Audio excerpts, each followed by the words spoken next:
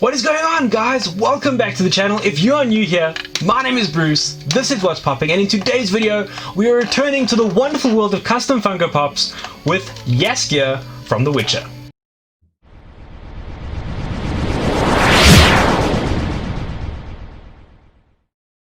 That is right, guys. In today's video I'm going to show you how you can make your very own Jaskier / Dandelion from The Witcher for your Witcher Funko Pop collection. Now, here's a pop that I had a piece lying around from an earlier custom that I did. If you want to see how you can remove the heads of pops, how you can go about changing out your figures, you know, for the baseline that you're going to do before you get into doing your paint jobs, definitely check out this video. I go into detail about how you can remove the heads, change the bodies, and do it with a minimum of fuss and a minimum of damage to your figure. So go check that out, and then you can come back and check out the rest of this video. But let's get into it, guys. I'm going to show you how we put Jaskier together. Now, we went ahead and we used the body from who was it? From Kristoff from Frozen that we used for our Tom and Baratheon, and then I went ahead and got the head from Louis Winthrop III from Trading Places. Now, as I said before in video, guys, you want to use pops that are as cheap as possible for this, because your value to the figures is completely gone as soon as you go ahead and start messing with them. So these were two really cheap figures, and I'm going to use the body from Louis Winthrop III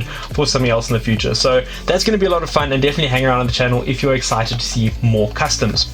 But what we did then was we went ahead and what we did first was actually paint the body. We didn't put the head straight on there, because there was quite a bit of paint work to be done on the body. As always, guys, you're going to scrub off your figure before you start your paint job. You're going to want to put it in some lukewarm water, use a toothbrush, and just wipe that there's sort of like a final coating that Funko put on their figures that helps protect the paint and just to protect the figure in general, and it makes it that little bit easier to go ahead and paint your figures once you've removed that. So you can go ahead and do that, and then use your acrylic paint to get going. Now, the inspiration for our Jaskier was the sort of green suit that he wears when he first takes one from Geralt in the show.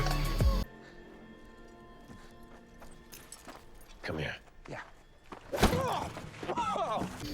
That's the exact scene, and we went ahead and put that together and used that as inspiration for our figure. It's not a, you know, with customs you're not always going to get the perfect likeness that you would like if it had been made by Funko, and in this case we just used that as inspiration, got onto our painting with the Dala paints. I cannot recommend those paints enough. They work incredibly well for these customs. So if you're looking for a paint, try and pick that up. You can get them at most of your local art supply outlets.